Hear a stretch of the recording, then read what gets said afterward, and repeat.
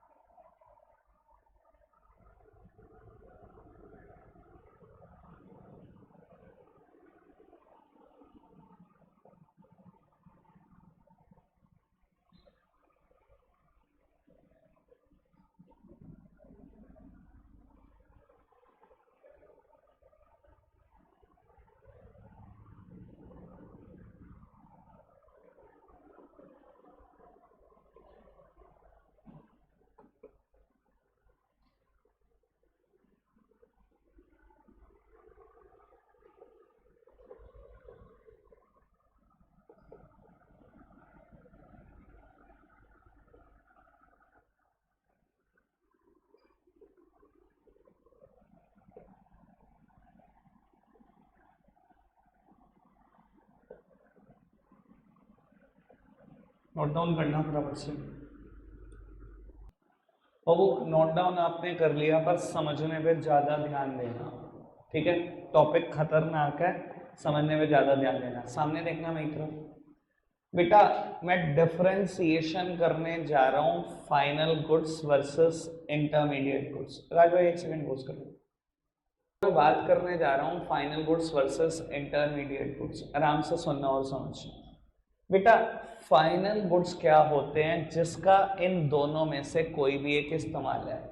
Final goods या तो बेटा कंजम्पशन के लिए इस्तेमाल होते हैं, या बेटा these goods are helpful in the production of other goods but does not loses its identity during production। जो भी मैं बात बोल रहा हूँ सामने देखना, क्योंकि मैंने नोट्स में ऐसी बात सिमिलर नहीं लिखी। पहले आप सामने देखो क्या होते हैं फाइनल गुड्स। या तो कंजम्पशन के लिए इस्तेमाल होंगे, या बाबू ये दूसरे गुड्स बनाने में हेल्पफुल हैं, पर ध्यान रख लेना that does not loses its identity during production। ये अपनी आइडेंटिटी नहीं खोते ड्यूरिंग प्रोडक्शन। मैं भी एग्जांपल दूंगा, सुनते चलो। बाबू इंटरमीडिएट गुड्स के भी दो इस्तेमाल है, या तो ये प्रोडक्ट खरीदे जाते हैं फॉर रीसेल, या these are also helpful in the production of other goods but loses its identity during production। बाबू ये अपनी आइडेंटिटी ड्यूरिंग प्रोडक्शन नहीं खोते, ये भी दूसरे गुड्स बनाने में हेल्पफुल है। ये अपनी आइडेंटिटी खो देते हैं ड्यूरिंग प्रोडक्शन, और ये भी दूसरे गुड्स बनाने में हेल्पफुल है। एग्जाम्पल ही इंपॉर्टेंट है बेटा। बाबू मैं कहता हूं हिंदुस्तान यूनिलीवर एक ऑर्गेनाइजेशन है, ये क्रीम बनाती है फेयर एंड लवली, ठीक है जी। जब क्रीम बनाती है तो इसने मिक्सचर करने के लिए क्रीम को बेटा कुछ इक्विपमेंट्स खरीदे हुए हैं। आप जो जो भी इंग्रेडिएंट्स डालते हो क्रीम में वो तो आपने डाले, मशीन ने क्या करा, घुमाना शुरू करा। जब क्रीम पूरी तरीके से अपनी शेप में आ गई तो कंपनी ने पैकिंग शुरू कर दी, ठीक है। एक बात बताओ, जैसे ही वो मशीन क्रीम को घुमाना शुरू करती है, जैसे ही क्रीम बनकर तैयार हो जाती है, क्या मशीनरी टूट के गिर जाती है? तो वो मशीनरी हुई क्या अगर टूट के नहीं गिरती? तो बेटा वो फाइनल गुड्स हुई। These are helpful in the production of other goods but does not loses its identity during production। क्या वो मशीन दूसरे गुड्स बनाने में हेल्पफुल है? क्या उसने अपनी आइडेंटिटी खो दी ड्यूरिंग प्रोडक्शन? कभी भी नहीं। लेकिन मैं आपको एक एग्जांपल देता हूं। बाबू एक पैटिस फैक्ट्री है, वहां रोज पैटिस बनती है, ठीक है। पैटिस बनाने के लिए वो कोल का यूज करते हैं, कोयले का, ठीक है जी। बाबू जब पैटिस बनकर तैयार हो जाती है तो कोयला जल के राख हो चुका होता है। कोल क्या है? Intermediate goods. These are also helpful in the production of other goods but loses its identity during production। उसने अपनी आइडेंटिटी खो दी ड्यूरिंग प्रोडक्शन। कई बार बच्चे मुझसे क्वेश्चन करते हैं भैया कि मिल्क क्या होगा, ये शुगर क्या होगी। मैं हमेशा एक बात बोलता हूँ बेटा, बाबू एक ही चीज फाइनल गुड्स भी हो सकती है और इंटरमीडिएट भी हो सकती है। ये उसके नाम पे कभी डिपेंड नहीं करता, ये डिपेंड करता है उसके यूसेज पे। आराम से सुनना, मैं एग्जांपल दूंगा 2-4, आपको क्लियर होने चाहिए, सुनना आराम से।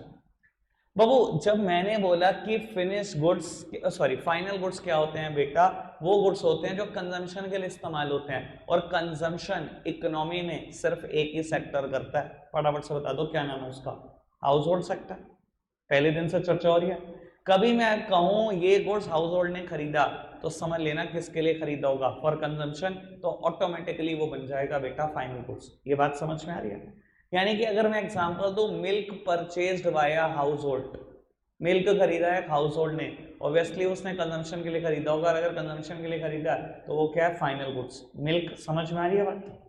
और मैं कहूं मिल्क खरीदा है किसी डेयरी शॉप ने फॉर रीसेल, या मिल्क क्या है? बोलो, इंटरमीडिएट गुड्स। और मैं यही बोलूं कि मिल्क खरीदा है किसी डेयरी शॉप ने, लेकिन वो उससे चीज बनाएंगे, अगेन इंटरमीडिएट। एक बात बताओ, चीज बनने के बाद मिल्क की कोई आइडेंटिटी बची?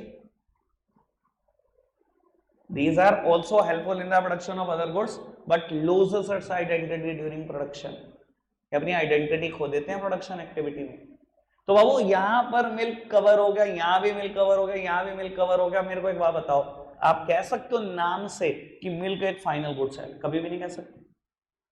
बाबू कोई चीज फाइनल गुड्स है या इंटरमीडिएट गुड्स, ये डिपेंड करेगा उसके यूसेज पर, ना कि उसके नाम पर। ये बात समझ में आई आपको? और एग्जांपल दे देता हूं एग्जांपल, बहुत सारे हो सकते हैं बाबू। Sugar purchased via household for consumption, it is a final goods. और मैं कहूं sugar purchased via kirana shop for resale, intermediate goods. और मैं कहूं sugar purchased via candy manufacturing company, एक कंपनी टॉफी बनाती है, उसने शुगर खरीदी, क्या होगा? इंटरमीडिएट है बाबू। शुगर की कोई आइडेंटिटी बचेगी टॉफी बनने के बाद, कैंडी बनने के बाद? शुगर अपनी आइडेंटिटी खो देगा ना ड्यूरिंग प्रोडक्शन। तो सर एग्जांपल समझ में आ रहा है? नाम से कभी कोई चीज फाइनल या इंटरमीडिएट गुड्स नहीं बनेगी, बनेगी कोई चीज हमेशा अपने इस्तेमाल से, नाम से नहीं। कुछ लोग बेटा यहां पर इसको इन्वेस्टमेंट बोल देते हैं, बिल्कुल ओके बात है, बिल्कुल ओके, लेकिन मैंने फिर भी आपको एक चीज की क्लैरिटी दे दी है कि फाइनल गुड्स भी बेटा हेल्पफुल हैं दूसरे गुड्स के प्रोडक्शन में, बट ये अपनी आइडेंटिटी नहीं खोते ड्यूरिंग प्रोडक्शन। ये भी हेल्पफुल है दूसरे गुड्स को बनाने के लिए, बट ये अपनी आइडेंटिटी खो देते हैं ड्यूरिंग प्रोडक्शन। समझ में आ रही है बात? कोई दिक्कत, कोई परेशानी तो नहीं? पर एक और काम की बात जो लॉ ने ऐसा कर दिया आपके साथ, वो कहता है इंटरमीडिएट गुड्स ना बेटा सेम ईयर में कन्वर्ट हो जानी चाहिए दूसरे गुड्स बनाने में, या सेम ईयर में रीसेल हो जानी चाहिए। इसके ऊपर एक मतलब कह लो कंडीशन है, ठीक है ना? इंटरमीडिएट गुड्स कौन से गुड्स हैं? तो या तो रीसेल हो जाएंगे या दूसरे गुड्स बनाने में कंज्यूम हो जाएंगे, but in the same year. अच्छा अगर सेम ईयर में ना हो तो मान लो आप एक कैंडी मैन्युफैक्चरिंग कंपनी हो, टॉफीज बनाते हो, और आपने टॉफीज बनाने के लिए इस बार ना 10 टन ऑफ शुगर खरीद ली, 10 टन शुगर खरीद ली, ठीक है? जब बेटा साल खत्म हुआ तो 9 टन ही शुगर कैंडी मैन्युफैक्चरिंग में यूज हो पाई, 1 टन बच गई, सेम ईयर में यूज नहीं हो पाई, तो फिर उसका क्या होगा? तो बेटा लॉ ये कहता है अगर ये सेम ईयर में ना बिका या सेम ईयर में ना दूसरे गुड्स बनाने में यूज हुआ तो इसे हम फाइनल गुड्स मान लेंगे, इन्वेस्टमेंट में कवर कर लेंगे। ध्यान रख लेना, ठीक है ना जी? है बहुत अजीब चीज, पर क्या करें, ऐसा ही है कानून। कोई दिक्कत, कोई परेशानी तो नहीं? मैंने लिखी है, वैसे जब लिखी है बात यहाँ पर लिखा हुआ है इन द सेम ईयर, ये बात मैंने लिख दी है। कोई दिक्कत, कोई परेशानी तो नहीं? आगे बढ़ाएं बेटा बात को बाबू। इसके बाद मैंने बहुत सारी चीजें और लिखी हैं, आराम से सुनते चलना बेटा। मैंने लिखा है फाइनल गुड्स की वैल्यू नेशनल इनकम और डोमेस्टिक इनकम में जुड़ती है। अभी आपको मैंने कभी ये नहीं बताया नेशनल इनकम क्या, डोमेस्टिक इनकम क्या, ठीक है जी? पर मैं बता रहा हूं कि इसकी वैल्यू नेशनल इनकम और डोमेस्टिक इनकम में जुड़ती है, पर इंटरमीडिएट गुड्स की वैल्यू ना तो कभी नेशनल इनकम में जुड़ती, ना ही कभी डोमेस्टिक इनकम में जुड़ती। अब बच्चों का क्वेश्चन पक्का उठेगा, ऐसा क्यों? ठीक है जी, मैं क्लियर कर दूंगा, मुझे 2 मिनट दे दो, ठीक है जी? मैंने एक और बात भी लिख दी बेटा बाबू, पहले ये पढ़ना। मैंने एक और बात भी लिख दी कि बेटा जो फाइनल गुड्स होते हैं ये प्रोडक्शन बाउंड्री क्रॉस कर चुके होते हैं, और मैंने यहाँ पर लिखा कि जो इंटरमीडिएट गुड्स होते हैं ये with in the production boundary होते हैं। अब बेटा बच्चों का फिर क्वेश्चन उठता है ये प्रोडक्शन बाउंड्री क्या चीज होती है? मैं आपको क्लियर करता हूं। जब प्रोडक्शन बाउंड्री क्लियर हो जाएगा तो ये वाला पॉइंट भी क्लियर हो जाएगा, सुनना आराम से। मैंने क्या बोला बेटा? Final goods production boundary cross कर चुका होता है, जबकि intermediate goods with in the production boundary होता है। ये प्रोडक्शन बाउंड्री क्या है? सबसे आसान डेफिनेशन देने जा रहा हूं मैं आपको प्रोडक्शन बाउंड्री की, इससे आसान डेफिनेशन दुनिया में कोई नहीं। जब तक प्रोडक्ट फर्म्स के बीच बिकता रहेगा तब तक वो हमेशा प्रोडक्शन बाउंड्री के अंदर रहेगा, और जैसे ही गुड्स आखिरी में फर्म ने किसी कंज्यूमर को बेचा तो समझ लेना वो प्रोडक्शन बाउंड्री से बाहर निकल गया। सुन लो बेटा मैं क्या बोल रहा हूँ। प्रोडक्शन बाउंड्री क्या होती है? जब तक गुड्स एक फर्म खरीद रही है दूसरी बेच रही है, एक फर्म खरीद रही है दूसरी बेच रही है, फर्म्स के बीच में ही खरीदा और बेचा जा रहा है, तब तक मानेंगे वो प्रोडक्शन बाउंड्री के अंदर है। जैसे ही गुड्स आखिरी में किसी फर्म ने कंज्यूमर को बेचा तो समझ लेंगे वो प्रोडक्ट प्रोडक्शन बाउंड्री के बाहर निकल गया, सिर्फ वही फाइनल गुड्स है, बाकी पीछे जितने भी थे सब इंटरमीडिएट थे, ठीक है जी? और मैं आपको बता देता हूं, मैंने अभी आपको प्रूव कर दिया, एक ही एग्जांपल में एक चीज इंटरमीडिएट हो सकती है और एक ही चीज फाइनल भी हो सकती है। उसका इस्तेमाल देखना इंपॉर्टेंट है, उसका नाम से कोई फर्क नहीं पड़ता आपको, मैं बता चुका हूं अभी आपके पास। नाम मेरे लिए कुछ नहीं वैल्यू करता, ठीक है जी? लो जी दिखाते हैं आपको प्रोडक्शन बाउंड्री क्या होती है, एग्जांपल देते हैं, फिर ये बताते हैं क्यों फाइनल गुड्स की वैल्यू नेशनल और डोमेस्टिक इनकम में जुड़ती है और क्यों इंटरमीडिएट की वैल्यू नहीं जुड़ती। ठीक है जी, सब सामने देख रहे हैं बाबू। एक फर्म है ए लिमिटेड, ठीक है बाबू, इसने ना मान लो थ्रेड खरीदा, इसने थ्रेड खरीदा 300 रुपए का और थ्रेड से फैब्रिक बना दिया, ठीक है, धागा खरीदा और धागे से फैब्रिक बना दिया, और बाबू कीमत है इसकी, लेट सपोज की बात करते हैं 500 रुपये, ठीक है, मतलब 500 में इसने बेच दिया फैब्रिक, ठीक है, 300 का धागा खरीद के 500 में फैब्रिक बेच दिया, कोई दिक्कत कोई परेशानी तो नहीं बाबू। इसने बी लिमिटेड को ये फैब्रिक बेचा, बी लिमिटेड ने फैब्रिक खरीदा मतलब 500 रुपए का, और बेटा इससे शर्ट बनाई और 700 रुपए की शर्ट बेच दी किसी सी लिमिटेड को।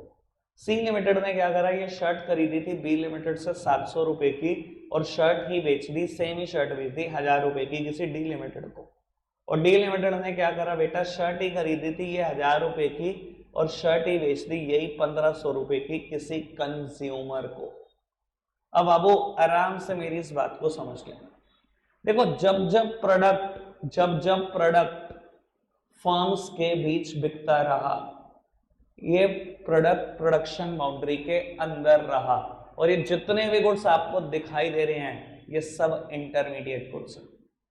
और जैसे ही गुड्स बेटा डी लिमिटेड ने कंज्यूमर को बेच दिया, ये जो आखिरी नंबर पे बेची शर्ट, ये क्या है, ये प्रोडक्शन बाउंड्री से बाहर निकल गया, यही फाइनल गुड्स है। अब आप प्लीज पहले मेरी तरफ देखते रहना, जब मैं कहूंगा ना प्रॉब्लम तब निकलेगी नहीं प्रॉब्लम, आप सामने देखते रहना बाबू। सेम एग्जांपल है, थ्रेड बी क्या निकला, इंटरमीडिएट गुड्स, फैब्रिक भी क्या निकला, इंटरमीडिएट गुड्स, शर्ट भी क्या निकली, इंटरमीडिएट गुड्स, दूसरी बार शर्ट क्या निकली, इंटरमीडिएट गुड्स, और बाबू आखिरी बार शर्ट क्या निकली, फाइनल गुड्स।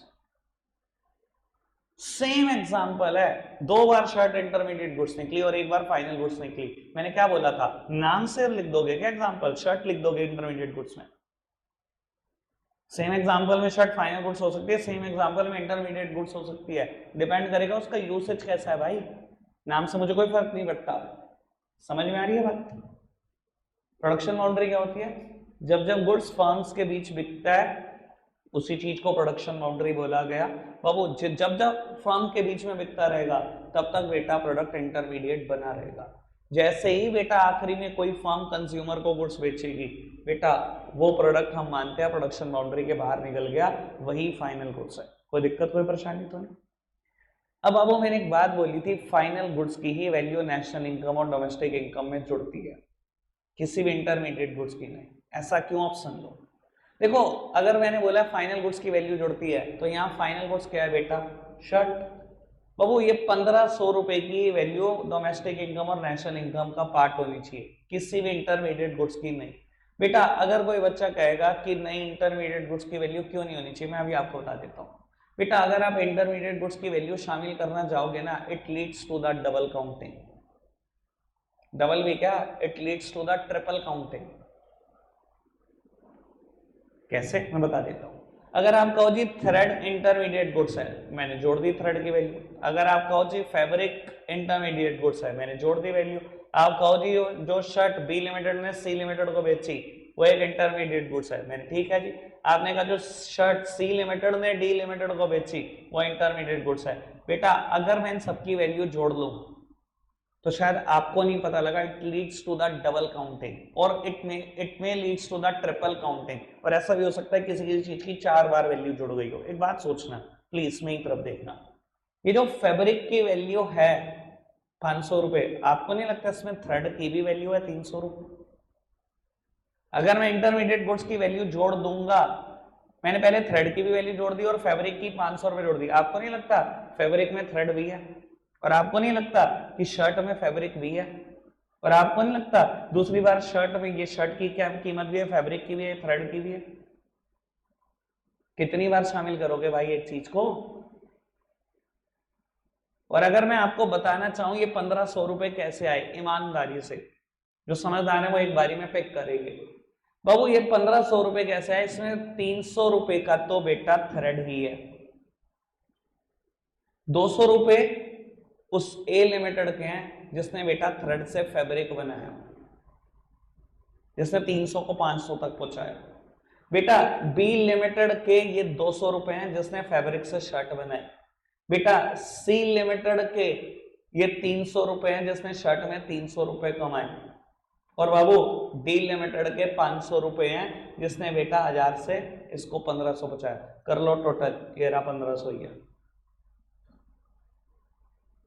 दैट्स वाई ऐसा बोला गया कि फाइनल गुड्स की ही डायरेक्ट वैल्यू जोड़ दिया करो आप, फाइनल गुड्स की वैल्यू जोड़ दिया करो नेशनल इनकम और डोमेस्टिक इनकम में। इसमें पिछले सभी इंटरमीडिएट गुड्स की वैल्यू होती है।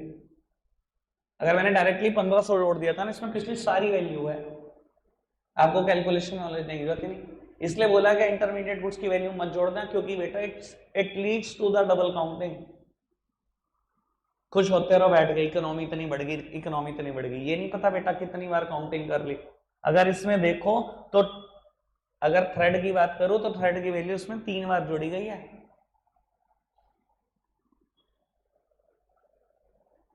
क्या जरूरत है ऐसी चीजों को करने की? समझ में आ रहा है बेटा? क्यों फाइनल गुड्स की ही वैल्यू जोड़ते हैं नेशनल इनकम और डोमेस्टिक इनकम में? कोई दिक्कत कोई परेशानी तो नहीं? अब एक आखिरी चर्चा मेरी बचती है बेटा समझाने के एंगल से। लगभग मैंने सब समझा दिया। मैंने नेचर की बात कर ली, प्रोडक्शन बाउंड्री की बात कर दी, एग्जांपल दे दिया, मीनिंग दे दिया, डिमांड की बात कर लेता हूं। देखो बेटा बाबू, फाइनल गुड्स में मैंने लिखा फाइनल गुड्स की डिमांड डायरेक्ट डिमांड होती है। इंटरमीडिएट गुड्स में मैंने लिखा कि इनकी डिमांड डिराइव्ड डिमांड होती है। क्यों, ऐसा क्यों बाबू? ऐसा बोला जाता है कि इंटरमीडिएट गुड्स की अपनी कोई डिमांड नहीं होती, ये अपनी डिमांड को डिराइव करते हैं from the demand of final goods. सुन लेना बात बाबू, मैंने जो पेटिस और कोल का एग्जांपल दिया, वहां patties is a final goods, it is purchased by a consumer for consumption, और कोल वहां पर क्या है, इंटरमीडिएट गुड्स है। ठीक है जी, इधर देखना प्लीज मेरी तरफ। बाबू नॉर्मली वो जो पेटिस फैक्ट्री है ना, रोज की ना 1000 पेटिस बेचती है, ठीक है, और 1000 पेटिस बनने में ना लेट्स सपोज की बात करते हैं 200 केजी कोल लग जाता है। ठीक है, 1000 पेटिस बनने में 200 केजी कोल लग जाता है। ठीक है, रोज का रूटीन है, वैसे ही करते हैं, 200 केजी कोल उठाते हैं, 1000 पेटिस बनती है, और ये कहानी रोज चल रही है। ठीक है जी, उनके पास एक दिन एक स्कूल का ऑर्डर आ जाता है, स्कूल में कोई फंक्शन है, ठीक है, और स्कूल में 500 बच्चे पढ़ते हैं। उन्होंने पेटिस फैक्ट्री को ऑर्डर दिया कि हमें 500 पेटिस चाहिए आज पेटिस फैक्ट्री ने क्या किया, जब उनके पास 500 पेटिस की डिमांड आई, उन्होंने 100 केजी कोल और ऑर्डर कर दिया। ईमानदारी से बताना, ये जो पेटिस की डिमांड आई है ये बिल्कुल डायरेक्ट डिमांड आई है, लेकिन बेटा कोल ने अपनी डिमांड डिराइव की है from the demand of patties. Coal की डायरेक्ट कोई डिमांड नहीं थी, कोल की डायरेक्ट थोड़ी कोई डिमांड थी, कोल ने अपनी डिमांड डिराइव की है from the demand of patties, क्योंकि बेटा इंटरमीडिएट गुड्स अपनी डिमांड डिराइव करते हैं from the demand of final goods. That's why बेटा इनकी डिमांड को बोला गया डिराइव्ड डिमांड। समझ में आ रही है बेटा बात? कोई दिक्कत कोई परेशानी तो नहीं? क्लियर बात? सेम है, अगर एग्जांपल दूं बेटा, एक कैंडी मैन्युफैक्चरिंग कंपनी है, ठीक है बाबू, क्या वहां पर जो शुगर है वो फाइनल गुड्स है या इंटरमीडिएट? Intermediate goods. क्यों? Helpful in the production of candy but loses its identity during production. Production में शुगर की आइडेंटिटी तो बचेगी नहीं ना। ठीक है जी, मैं कहूँ आपको कि बेटा वो क्या करते हैं, टॉफीज बेचते हैं, ठीक है जी, और डेली की उनके पास एक पर्टिकुलर डिमांड है, मैं बता देता हूँ, 100 केजी वो कैंडी रोज बेचते हैं, 100 केजी, और रोज 60 केजी शुगर बाय करते हैं। ठीक है, 60 केजी शुगर, बाकी इंग्रेडिएंट जो भी वो मिलाते हैं, मिला मिलू के 100 केजी टॉफी बन जाती है, रोज बिक जाती है 100 केजी। ये कहानी चल रही है बड़े लंबे अरसे से। एक दिन उनके पास एक ऑर्डर आता है 50 केजी का, कि 50 केजी कैंडी चाहिए आज, एक नया ऑर्डर। उन्होंने क्या किया बेटा, 30 केजी शुगर का भी ऑर्डर दे दिया कि आप 30 किलो शुगर एक्स्ट्रा मंगा लो, जितनी नॉर्मली आती है उससे एक्स्ट्रा। मैं आपसे यही पूछना चाहता हूं बेटा, देखो कैंडी की डिमांड तो बिल्कुल डायरेक्ट डिमांड है, पर बेटा शुगर ने अपनी डिमांड डिराइव की है from the demand of candy, उसकी कोई डायरेक्ट डिमांड नहीं है यहाँ पर, इसलिए इसकी डिमांड को बोला गया डिराइव्ड डिमांड। इंटरमीडिएट गुड्स अपनी हमेशा डिमांड को डिराइव करते हैं from the demand of final goods.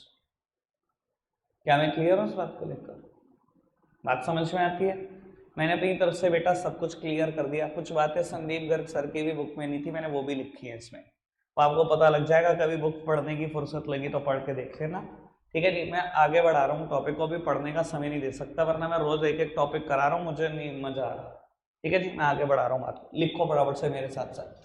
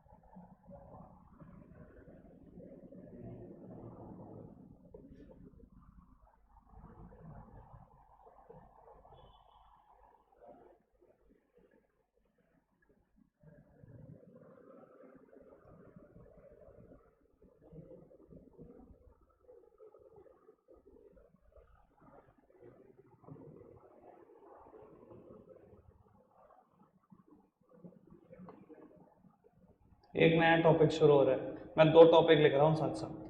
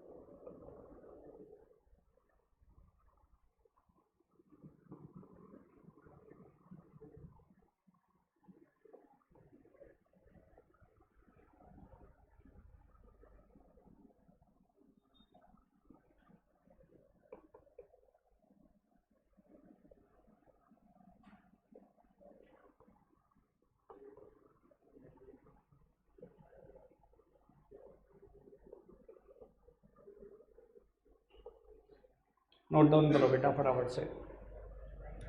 आज के लिए रखेंगे इतना ही प्यारे बच्चों, बाय बाय।